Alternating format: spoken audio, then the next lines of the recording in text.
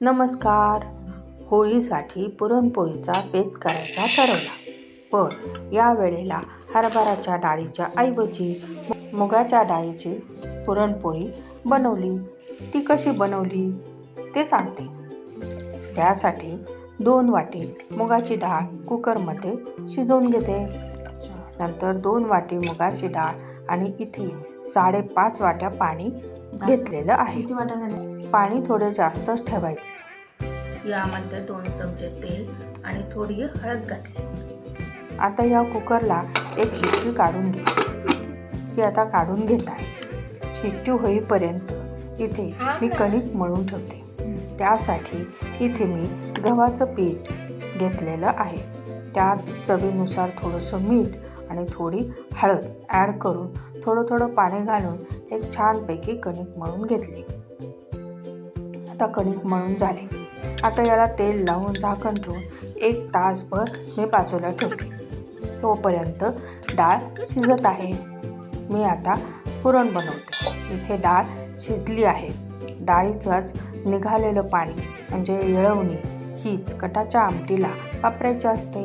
म्हणून मी आता ही डाळ चाळणीत काढत आहे. अय्या, येळवणी तर निघालीच नाही. पाणी कमी पडले होते. तर काय करायचे, असू दे. पाणी थोडंफार राहिलं असेल तर त्यातनं थोडं तरी निघेल. आता सगळं संपूर्ण पाणी काही आता त्यातनं येळवणी निघालीच नाही. मग आता काय करणार, कढई ठेवली. त्यामध्ये ही डाळ शिजलेली आणि 2 वाट्या चिरून घेतलेला गूळ ॲड केला. जेवढी डाळ घेतली तेवढाच गूळ मी इथे घेतला आहे. आता गूळ छानपैकी वितळला. पुरण घट्ट होईपर्यंत चांगलं शिजवून घेते. साधारणपणे शिजवायला पुरण 10 मिनटं लागतील. यामध्ये जर डाव व्यवस्थित उभा राहिला की पुरण आपलं झालेलं आहे.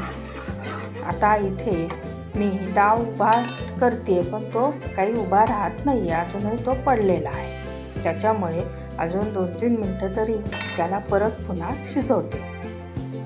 इथे मी वेलची पावडर आणि जायफळ पावडर चाळून पुरणामध्ये ॲड करत आहे.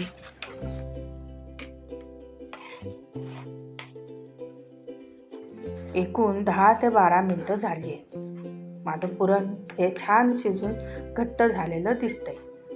डावसुद्धा इथे छानपैकी उभा राहिलेला आहे. आता ह्या पुरणाला गार होऊन देते. पण मला असं वाटत नाही आहे ह्या पुरणाकडे बघून की हे मिक्सरमधून काढावं किंवा गाळून घ्यावं. त्यामुळे मी हे तसंच गार करून त्याचा गोळा बनवते आणि तसाच पोळ्या करायला घेणार आहे. इथं हे पूर्णपणे गार झालं आहे आता पुरण.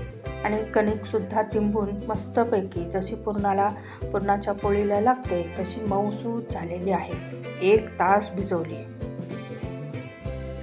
आता मी पोळ्या बनवण्यासाठी कणकीचा एक उंडा घेते आणि त्या कणकीपेक्षा थोडासा जास्त पुरणाचा उंडा घेते.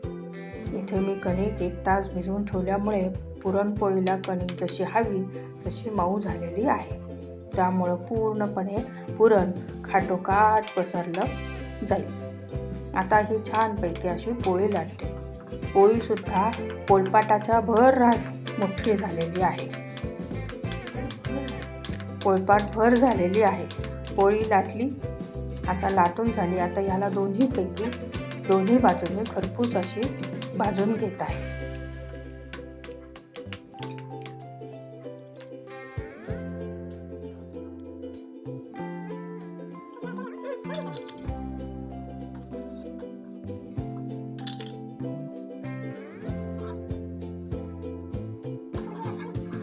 इथे मी पहिली पोळी अशी छान भाजून झालेली आहे.